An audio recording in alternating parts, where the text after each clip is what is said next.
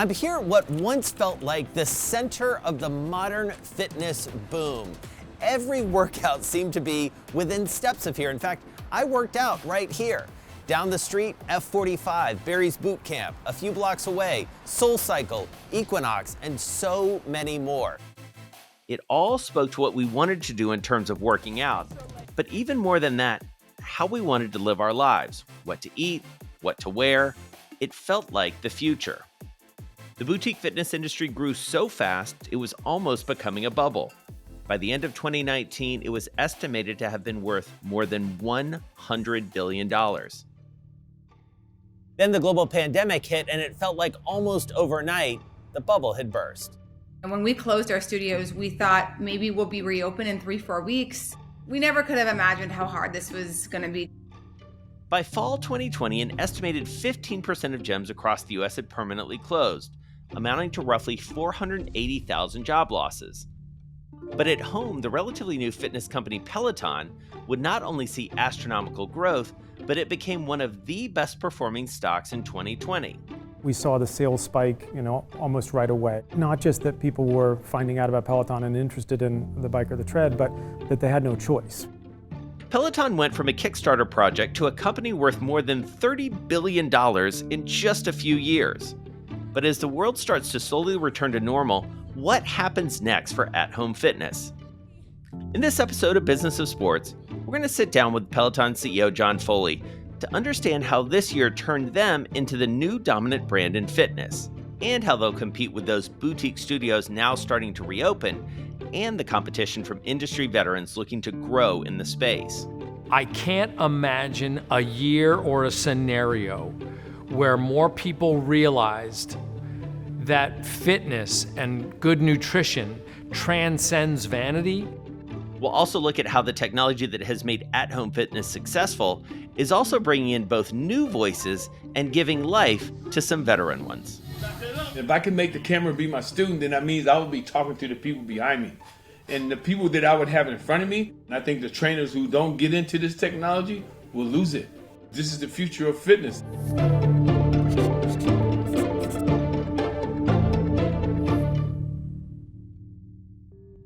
So full disclosure, I'm a bit of a fitness fanatic. I've been a runner for a long time, and back in 2016, I wrote a whole book about it called Sweat Equity. That gave me an excuse to try all sorts of boutique fitness concepts. And yep, I own a Peloton. So during the pandemic, I've been using that 4 to 5 times a week.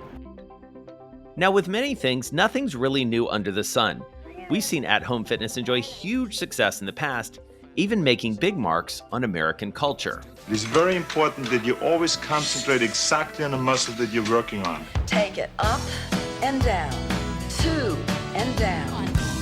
Keep that energy up, watch your posture. While it may not be as technologically shiny as some things we know now, the Thigh Master revolutionized the way women approach fitness at home, netting more than $200 million in sales since launching 3 decades ago, cementing its status and its iconic spokeswoman as a household name. I think it's the titillating aspect of you just put it between your knees and squeeze. We gave a little booklet with it that said, do these exercises and you'll get, thighs so tight you can crack walnuts. And although there was a plethora of at-home workout machines for every kind of exercise you can imagine, it was the personalities like Suzanne and Billy Blanks that kept people coming back.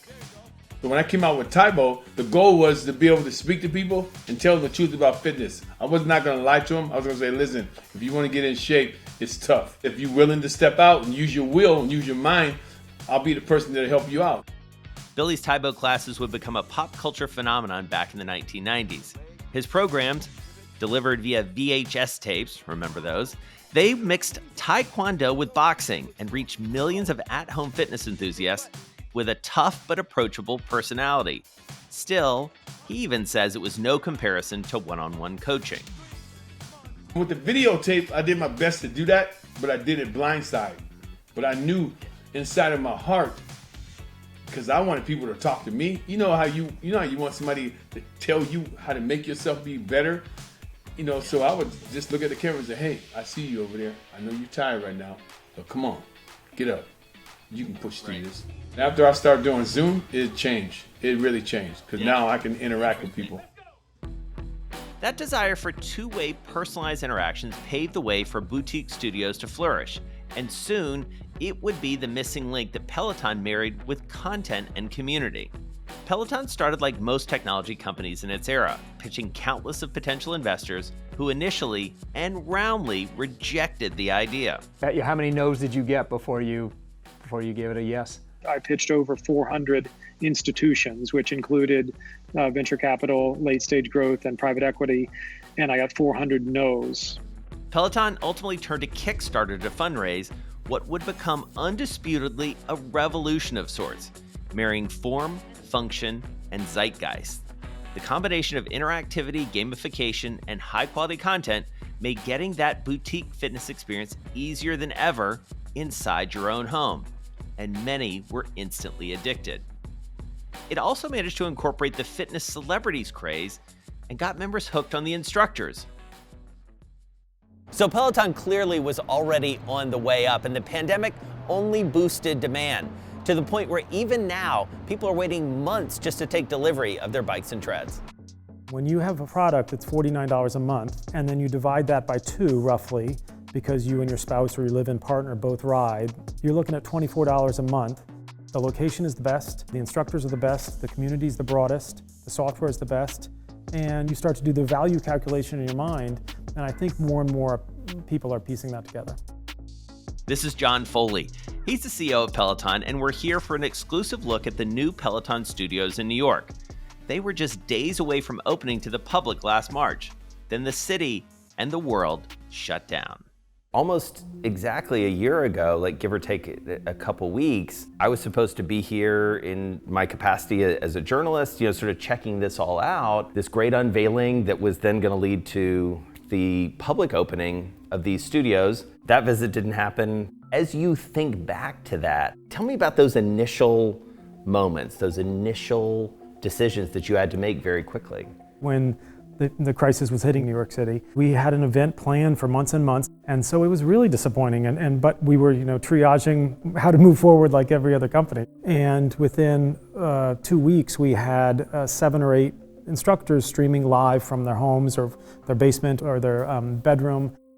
Welcome, Peloton family. What's up, Peloton? Yes, welcome to my house. I am coming to you live from my parents' home. After the US went into lockdown, Peloton went from being that expensive bike from that ad that people made fun of to the bike everyone wanted to get their hands or their butt on. And in a little more than a year, Peloton's the one actually getting the last laugh. The company reported its first billion-dollar sales quarter this past February, and much of that could be attributed to people at home, those folks yearning to find a common indoor activity with others to help them get through the pandemic. So, one of the funny things that, I had this experience as a member was we're all used to the instructors, at least theoretically, being in our homes, and now we're in theirs. In some ways, what was the feedback you heard, and what was the net effect of that moment? Again, sort of a new level of intimacy in some ways. When those classes live from home came out, it was a super special moment for internally the folks at Peloton. People were freaked out. People were nervous. They were scared. They didn't know whether their job was going to be there tomorrow. We really wanted to be there for them with not just content, because you could have taken a class from last year, but something authentic took place when we did live from home, because it's, hey, I'm here. Peloton stock, which opened in 2019 to a tepid response, grew into one of the best performing stocks in the world, even amid a massive bull market.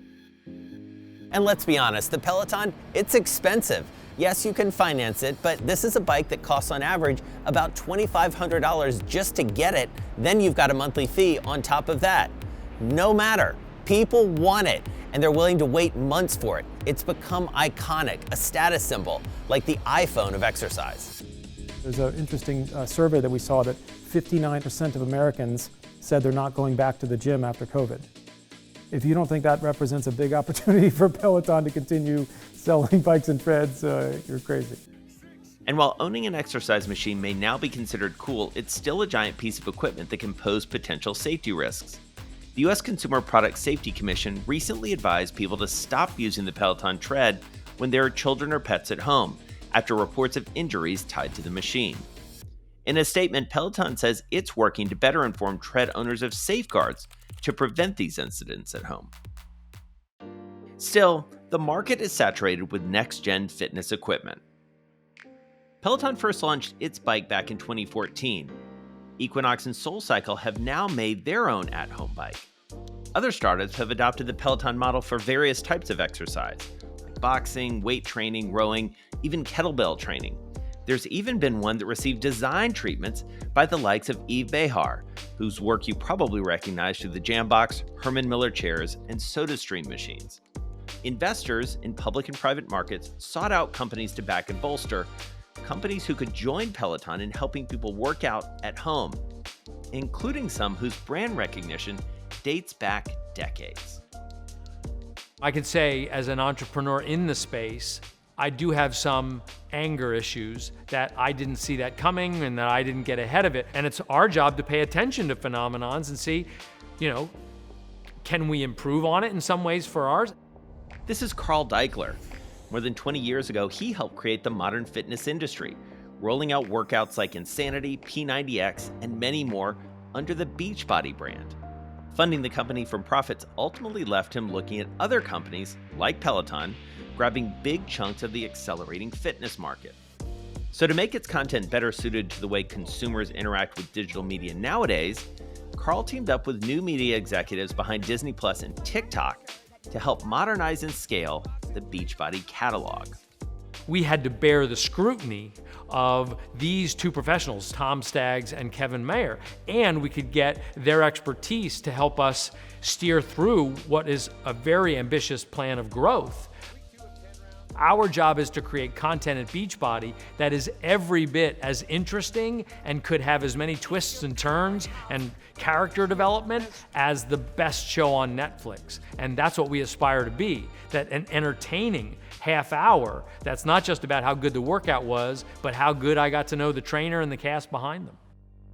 And instead of setting out to build its own hardware component, Beachbody teamed up with Mix Fitness, a lower-cost alternative to Peloton, to help get its classes into more homes. The combined company ultimately filed to go public through another hot item, the Special Purpose Acquisition Company, or SPAC. It was like this perfect convergence that came together that just made it an easy decision. Far better for us than just going public through an IPO.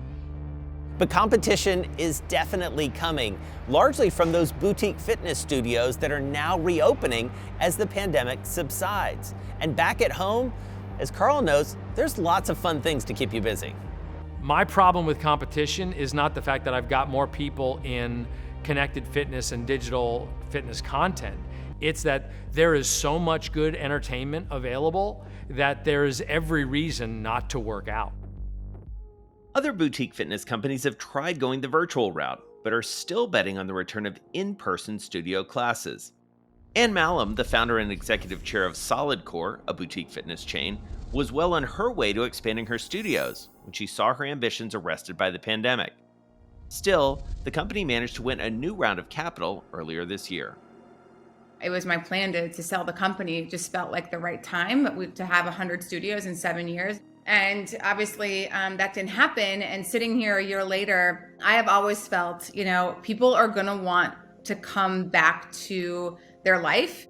So synthesizing a lot of what we've been talking about, what does the consumer look like on the other side of this? What's their approach to fitness, having, like me and others, been, working out in our homes, in our basements, attics, living rooms, bedrooms, whatever it's going to be? Like, what's changed, do you think?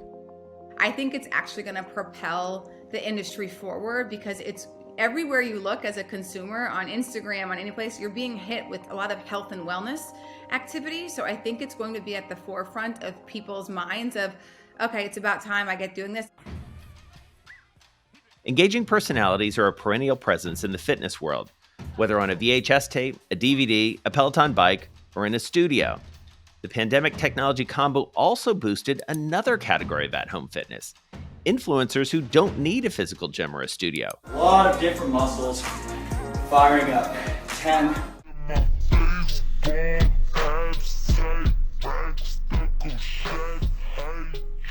We were avid gym goers at that time, and quite frankly, like, I was freaking out a little bit. So I leaned into my audience on social media and I asked them, hey, would you guys be interested if Nate and I went on Instagram Live, and would you want to work out with us? LA-based Rami Ishizuka and Nate Pontius are wellness bloggers. They launched a workout program called Homebodies, initially as a way to cope with the first wave of shutdowns in California. No fancy setups, no studio production, just their living room and dog cameos. We decided to show up again the next day, and the next day, and the next day. We ended up going live every single day for 3 months straight, every morning. And we wanted to make it as minimal and accessible as possible for anyone around the world who wanted to tune in and work out. All you needed was your body weight and your mat, and you just had to show up. There are so many different things that we do at home that you would not feel comfortable doing in a live yoga class. So whether that's farting or wearing a sports bra, it might be just altering the practice in ways that the teacher is not saying. Like maybe we're doing 108 sun salutations and you would rather practice corpse pose. In a live class, you might not feel as comfortable doing that as you do at home. Yoga instructor, author, and podcaster Jessamine Stanley has also embraced the digital landscape. She's reaching audiences that never felt comfortable with the boutique fitness experience. She's advocated for a body-positive approach to wellness for years, but launched a yoga app in 2019. It's called The Underbelly, to help people practice from the comfort of their own homes. Independent creators like Jessamine, Rami, and Nate have all leaned into their niche to break stereotypes of traditional gym-goers' demographics, using their personal stories to establish close relationships with their followers. I had no interest in yoga. Like the person who says, oh my God, I hate yoga. I've been before and it was awful. I was like one of the only Black people there. I was maybe the only fat person, especially in the beginning. It was a deeply alienating experience. When I was looking for fitspiration, so to speak, back in the day, I didn't see anyone that looked like me or had my lifestyle who could relate to loving hot pots, loving noodles and dumplings and Asian comfort food, but also living a healthy, active lifestyle. I get a lot of messages from women that are like, I love when you share your Japanese recipes, they're so inspiring. Like, I think that whenever people see me, they're like, huh, fat Black queer person, platform must be for other fat Black queer people. And I'm like, yeah, that's not the only type of person who has been told to hate themselves. Like, all human beings deal with a desire for self-acceptance.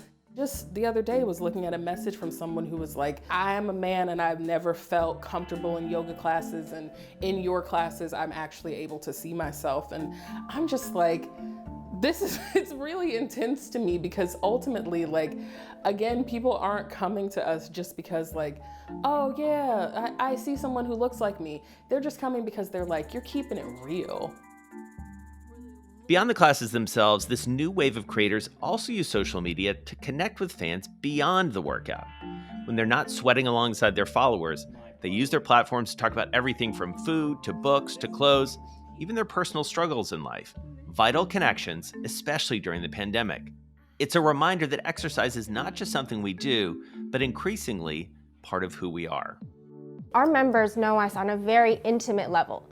Like, they know what Nate ate for breakfast, lunch, and dinner. They even know that we've broken up at one point and got back together and worked on a relationship. There's nothing that we don't share, and I think through being so real and vulnerable on Instagram, and people watching can really relate to our lifestyle and who we are as people. I'm pretty cutthroat, and I know how I come off a lot of times, and people kind of get this image of me, but a lot of the Homebodies members that have been with us from the start, they get to see the real me every day, and I show up and I teach them and I inspire them through movement and through my previous failures. That sense of like realness is also portrayed in our workout videos, because we don't edit out anything that happens on the reel. Like, everyone at home, their kids running around, their dogs licking their face, the postman ringing the doorbell, like all these real moments happen while they're working out from home. I think that sense of like relatability, and like I feel like I'm in your living room working out with you is what people love. At the end of the day, if it is fake, it's going to feel fake, and it is not going to provide success. Something that is very common in the wellness industry is kind of copycat-itis, where it's like you see one company who's doing something, and so you're like, ooh, yeah, okay, I need to figure out a way to try to do what they're doing. It's not a good thing. Like, do not try to be like everybody else. Figure out what your niche is and just stand in it. Some boutique studios have found new life in the at-home space. Remember Burn, the place on 20th Street where I once worked out? Well, they've started selling the slide board that was once part of the in-studio workout.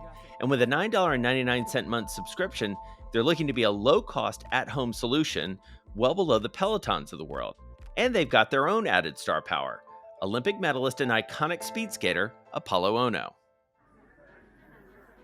So as more Americans become vaccinated against the coronavirus and more people begin thinking about the return to normal, now we're left wondering, will the new bubble of virtual at-home fitness burst? I have been so glad to see this transition of people coming home to fitness and really allowing it to be the most natural part of their lives where you don't have to go anywhere else. But I also think that because of that comfort level at home, that will increase the number of people who go out to live classes. And that is really what was missing from the before times. We weren't seeing this wide variety and diversity of people. Like, you were seeing a very limited number of people ultimately going out to a very specific type of experience. And when the dust settles and the pandemic is long behind us, where does this all leave Peloton? There was a news journalist who was saying Peloton's, had its day, sell Peloton. And of course he's wrong. We have such a fire in our belly, the same fire that when people didn't believe in us 8 years ago. It feels like there's still so many non-believers of Peloton and where we're going. Every other person you talk to will say, what happens to Peloton after COVID? People think that it's dark clouds on the horizon for Peloton. That pessimism and disbelief in us fuels our fire, and there's still so many naysayers that we're excited to prove wrong. I finished my book back in 2016 with what was probably not a very bold prediction, that this trend toward fitness and wellness would continue upward, that we would only become more enthusiastic about fitness as we learned the benefits not just physically, but mentally. Now, few could have predicted that a global pandemic would on the one hand eviscerate the industry and on the other embolden it. But the mega trend, it's intact. We do want to get healthier, and there are a lot more people to help us get there. Thanks so much for watching. Would love to hear what you think about this and other episodes about the business of sports. I'll be in the comments section. Can't wait to hear what you think.